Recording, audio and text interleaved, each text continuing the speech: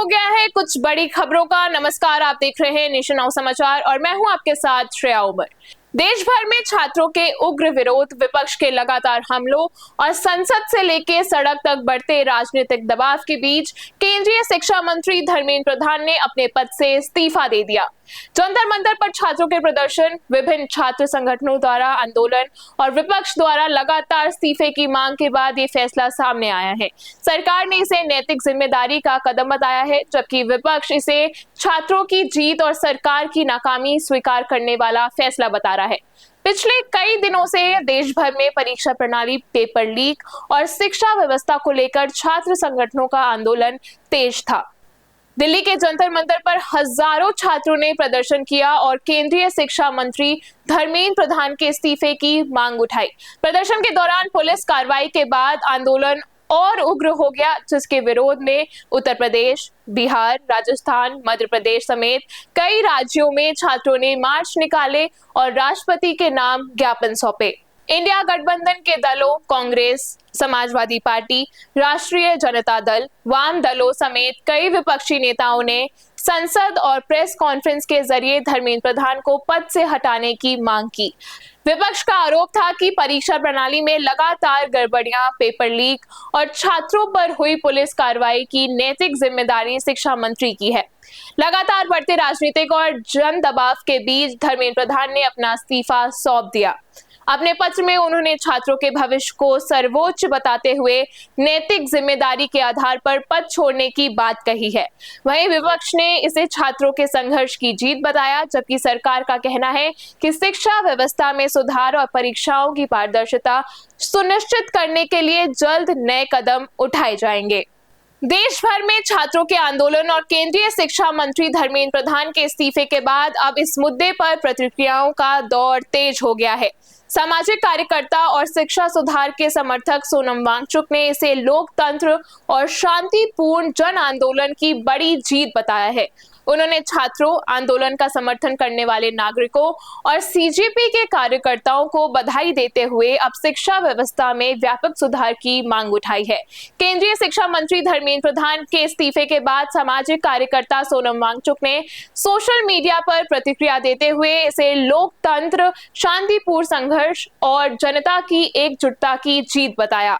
उन्होंने कहा कि ये जीत केवल किसी एक व्यक्ति के इस्तीफे की नहीं है, बल्कि उन लाखों छात्रों और नागरिकों की है जिन्होंने शांतिपूर्ण तरीके से अपनी आवाज बुलंद की।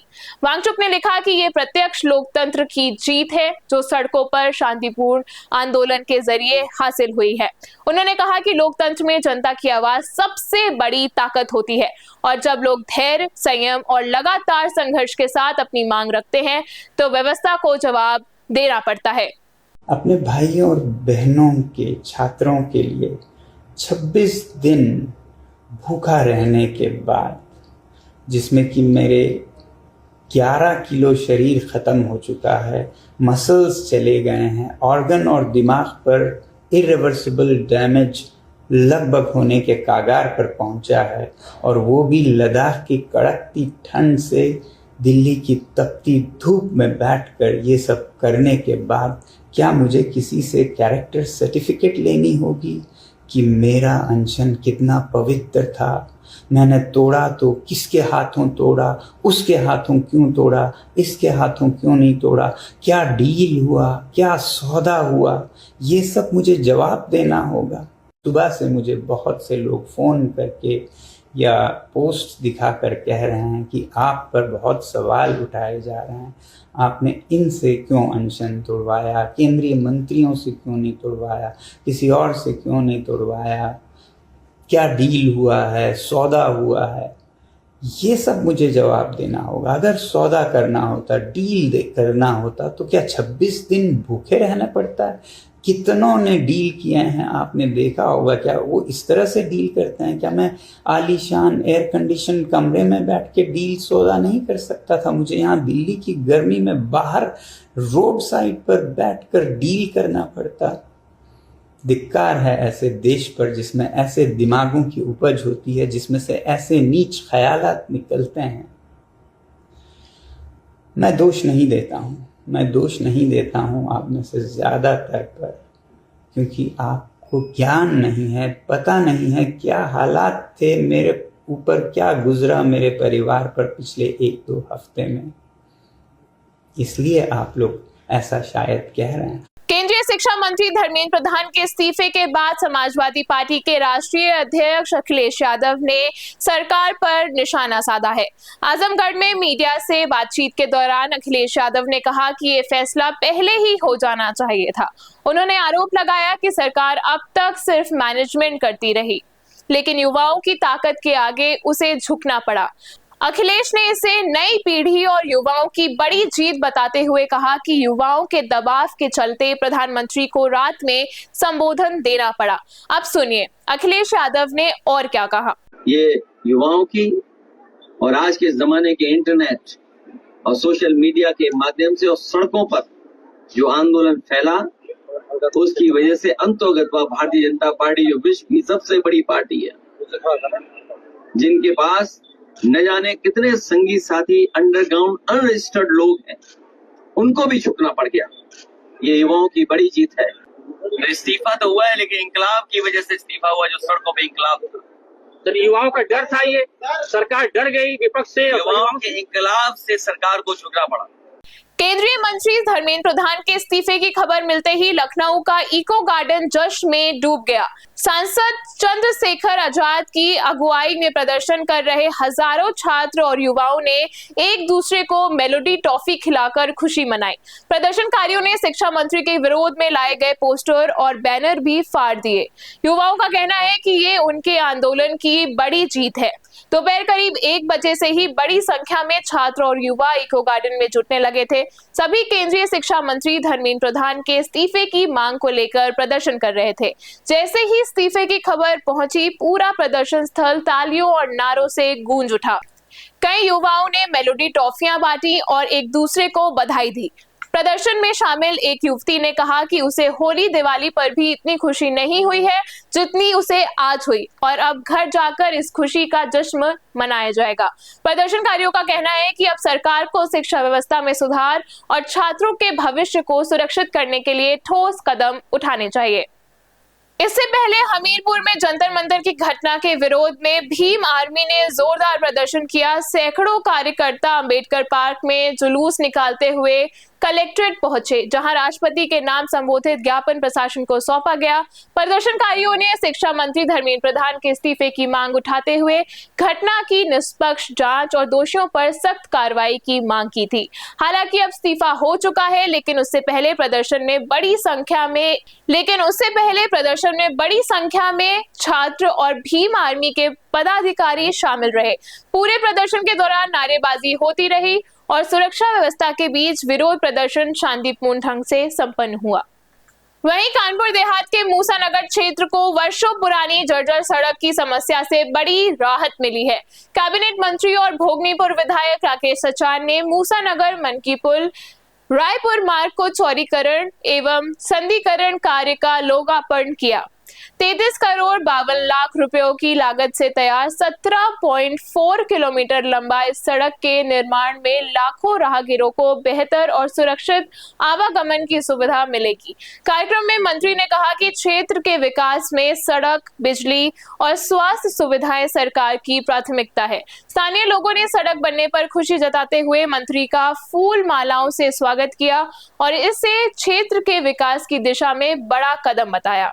और इसके बाद एक गोगो की क्रॉसिंग का ये पुल, बड़ा काम आपके बीच में हो रहा है। ये पुल बन जाने के बाद हम समझते हैं कि मूसा नगर से आपके कानपुर की दूरी में कम से कम आधा घंटे और 40 मिनट की बचत होगी। तो ये बड़े इम्पॉर्टेंट काम थे और हम लोगों ने आपकी, क्योंकि आपने यहाँ से जिता के विधायक बनाया, उत्तर प्रदेश सरकार में हमारे भारतीय जनता पार्टी के नेताओं ने उनको, हम लोगों को मंत्री पद की जिम्मेदारी दी, तो प्रयास था कि क्षेत्र का चौमुखी विकास हो और उसी के चलते ये बड़े कार्य, और इसी के साथ आपके इधर आप कहीं मलासा जाना रहता था या आपको देवीपुरवा जाना या इधर बरौर तरफ आप पोखराया से घूम करके इसी रास्ते से जाते थे, उसके लिए भी हमने चांदपुर से सीधे आपके चांदपुर से मलासा और मलासा से देवीपुर और देवीपुर से पलाहरा मऊ तक वो सड़क पूरी बन के कंप्लीट हुई है। वहीं अमेठी के विकास भवन सभागार में जिला विकास एवं निगरानी समिति यानी दिशा की अहम बैठक आयोजित हुई। बैठक की अध्यक्षता सांसद किशोरी लाल शर्मा ने की, जिसमें जनप्रतिनिधियों और प्रशासनिक अधिकारियों ने केंद्र व राज्य सरकार की विभिन्न विकास योजनाओं की प्रगति की समीक्षा की। जनहित से जुड़े मुद्दों और निर्माण कार्यों के प्रभावी क्रियान्वयन पर भी चर्चा हुई। बैठक के बाद मीडिया से बातचीत में सांसद किशोरी लाल शर्मा ने राम मंदिर चंदा चोरी मामले और दिल्ली में छात्रों के विरोध प्रदर्शन को लेकर केंद्र सरकार पर निशाना साधा। उन्होंने कहा कि सरकार को युवाओं की बात सुननी चाहिए और उनकी मांगों पर गंभीरता से विचार करना चाहिए। पिछली मीटिंग का अनुपालन आख्या थी, पहले उस पर चर्चा हुई तो उसके ऊपर अधिकारियों ने जो जवाब दिया था तो उसके ऊपर प्रतिनिधियों ने अपना पक्ष रखा, कुछ तो इस तरह रहा। उसके बाद फिर मेन मीटिंग जो हमारी शुरू हुई उसके अंदर बहुत से हमारे जनप्रतिनिधियों के जो क्वेश्चन थे, प्रश्न थे, उन्होंने रखा। फिर विशेष अनुमति के तहत भी लोगों ने प्रश्न किए जो मीटिंग के बाद का हिस्सा था। तो काफ़ी हेल्दी मीटिंग रही, अधिकारियों भी तैयारी से आए थे और हमारे जनप्रतिनिधि भी काफ़ी क्वेश्चन किए। तो ओवरऑल इस मीटिंग का उद्देश्य यही होता है, क्योंकि ये पार्टी लाइन पे होती नहीं है, सरकारी मीटिंग है, तो उसमें सभी पार्टियों के जनप्रतिनिधि इसके अंदर आते हैं। तो सब लोगों ने अपने ज़िले के विकास के लिए जो उनका योगदान था सब लोगों ने किया और अब अपेक्षा है कि अधिकारी उसका अनुपालन ठीक ढंग से करेंगे। कितने का बजट तय किया गया? कौन सा? नहीं, इसमें बजट नहीं होता, बजट तो डिपार्टमेंट का होता है। उस बजट की ये जानकारी देते हैं हमको, कितना खर्च हुआ, कितना अभी रह गया, तो वो तो हर आपका अनुपात जो अभी आख्या वाली है उसमें है बजट का। प्रोटेस्ट लगातार बढ़ता जा रहा है जी, ये देखो, गवर्नमेंट को जो छात्रों से टकराना नहीं चाहिए, वो छात्रों की बात माननी चाहिए। बस मेरा यही निवेदन है कि अगर बच्चे लोग किसी बात के लिए कर रहे हैं आंदोलन, तो उसको गवर्नमेंट को सहृदय से उसको मान लेना चाहिए। धर्मेंद्र प्रधान का इस्तीफा अभी तक नहीं है, क्या लगता है सरकार उसको बचाने की कोशिश कर रही है? ये पता नहीं क्यों सरकार ऐसा जिद्दी रवैया अपनाया हुआ है कि सारे विपक्षी पार्टियां कह रही हैं, इवन के उनके दल के लोग परोक्ष रूप से कह रहे हैं कि भाई इतना बड़ा इशू बनाने की जरूरत नहीं है, तो ये गवर्नमेंट के हित में नहीं जाएगी बात। जंतर मंतर पे जिस तरीके का दृश्य देखने को मिल रहा है, सत्ता पक्ष और विपक्ष, आगे भविष्य में लोकतंत्र के लिए इसे आप कैसे देखते हैं? लोकतंत्र तो देखिए शनै शनै खत्म होता जा रहा है। आगे कभी गांधी जी कभी अनशन पे भी बैठ जाते थे, अंग्रेज सरकार झुक जाती थी उनके सामने। यहाँ तो संवेदनशील सरकार है नहीं। 700 किसान मर गए तो इन्होंने जब देखा कि ये इसका वोट का नुकसान हो जाएगा तब कृषि बिल वापस लिए। अब उसके बाद वांगचू जो है, सोनम वांगचू उनको उठा के ले गई ज़बरदस्ती। तो ये इस तरह से अलोकतांत्रिक प्रक्रिया गवर्नमेंट को नहीं करना चाहिए। लोकतंत्र में प्रदर्शन, धरना विपक्ष का अधिकार है, तो उसको समझ के कि ये इशू इतने ज़्यादा दूर तक ना जाएं, उसको पहले से ही सरकार को हल कर लेना चाहिए। चंपत राय को संतों ने क्लीन चिट दी है, कैसे देख रहे हैं अयोध्या मामले को लेकर? भैया, जब पूरी प्रक्रिया ही गड़बड़ है तो 4 संतों को खड़ा करके कुछ भी कर सकते हैं, लेकिन ओवरऑल अयोध्या के वासी उनको दे रहे हैं क्लीन चिट कि नहीं दे रहे हैं, बात ये है। बीजेपी के आंदोलन के केंद्रीय शिक्षा मंत्री धर्मेंद्र प्रधान के इस्तीफे पर अमेठी से कांग्रेस सांसद किशोरी लाल शर्मा ने प्रतिक्रिया दी है। उन्होंने इसे छात्रों और विपक्ष के आंदोलनों की जीत बताते हुए कहा कि सरकार को ये फैसला पहले ही कर लेना चाहिए था। साथ ही उन्होंने दोषियों पर भी कार्रवाई की मांग की है। दिया है जी, कैसे देख रहे हैं? ये हमारे तमाम विपक्ष की और स्टूडेंट्स की जीत हुई है, जिन्होंने एक राइट कॉज के लिए अपना आंदोलन किया था और पूरा इंडिया अलायंस जो है उसको समर्थन दे रहा था। ये काम गवर्नमेंट को बहुत पहले कर देना चाहिए था, जिससे ना तो इतने बच्चे घायल होते, ना मतलब और चीज़ें होती। तो देर आए दुरुस्त आए वाली कह सकते हो कहावत लागू हो सकती है इस पर। अब तो सारी मांगे पूरी कर दी गई हैं, अब तो जो जंतर मंतर पे चल रहा है उसे बंद हो जाना नहीं, इसके अंदर मतलब क्योंकि और भी नीचे जड़ तक जाना होगा। जड़ के अंदर भी जो दोषी हैं उनको भी मतलब वो सज़ा देना चाहिए, और तभी सारा ये सिस्टम ठीक होगा। क्योंकि नहीं तो ये होता रहेगा, छात्रों के भविष्य के साथ, देश के नौजवानों के साथ भविष्य से ऐसे ही खिलवाड़ चलता रहेगा। कांग्रेस पार्टी का क्या स्टैंड है प्रोटेस्ट को लेकर के? नहीं, हम लोगों का तो पहले से दिन से स्टूडेंट्स के साथ है। हम लोग तो हमेशा उनकी लड़ाई में साथ रहे। राहुल जी ने छात्रों की गूंज कार्यक्रम पहले से शुरू किया हुआ है, तो उसके तहत आप देख रहे हैं कि 2 कार्यक्रम हुए कोटा और यहाँ पे, तो कितने बच्चों का रिस्पांस था, क्योंकि राहुल जी सही मायने में उनकी लड़ाई लड़ रहे थे। केंद्रीय शिक्षा मंत्री धर्मेंद्र प्रधान के इस्तीफे पर कांग्रेस महासचिव और वायनाड सांसद प्रियंका गांधी ने सरकार पर निशाना साधा है। उन्होंने कहा कि प्रधान के इस्तीफे से खुशी है, क्योंकि छात्रों के सामने सरकार को झुकना पड़ा। प्रियंका ने इसे छात्रों की जीत बताते हुए कहा कि इस सत्ता के लिए बड़ा संदेश है कि देश तानाशाही से नहीं चलेगा। उन्होंने आंदोलन में शामिल छात्रों को बधाई भी दी।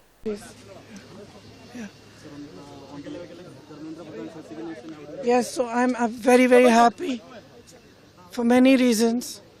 But the main reason is that I believe today, the 25th of July 2026, is the day that the people of our country have started claiming their country back from those who have tried to destroy the Constitution, from those who have tried everything to oppress and suppress the voice of our people. I believe that this is a victory for the youth of India. I am so proud of each one of them who has gone and stood there. They have done it exactly in the way that Mahatma Gandhi taught us. They have done it non-violently. Pellet guns were fired at them. Tear gas was fired at them. They were beaten with lathis. They had injuries, serious injuries, but they did not bend. The government had to bend to their will. And that is a lesson for every ruler of this country from now to forever. You have to listen to the will of the people. In this country, this is a democracy. The will of the people is paramount. There is nothing above it. No human being, no single leader, no dictator, no force can stop the will of the Indian people. Today this has been proved by our students, by our young people. And they have stood there regardless, everywhere, not just in Delhi, across India. They have not cared about any political party, anybody who is trying to make politics out of it, anything. They have not cared. They have stood for what they believed was right. They have fought for what they believed was right. And this is their victory. I give them my compliments. We in the Congress party have tried our best to support them in the strongest way possible. Rahul Gandhi ji has been talking about this issue of paper leaks and exams for a long time. For a long time. I think it's been over 2 or 3 years that he's been raising this issue. So I think that I want to compliment him as well, because he has raised this issue and he has got the rest of us in the party, the NSUI, the Youth Congress, to not only support the students but to create a movement all across the country for the rights of students, for the reform of our education system. So now, I think this is the beginning, but I'm really, really happy. I got a little bit emotional when I heard this news, because many times in these last 10 or 12 years, I've thought to myself, when are our young people going to wake up? Look what is being done to our country. RSS is filling the entire educational system.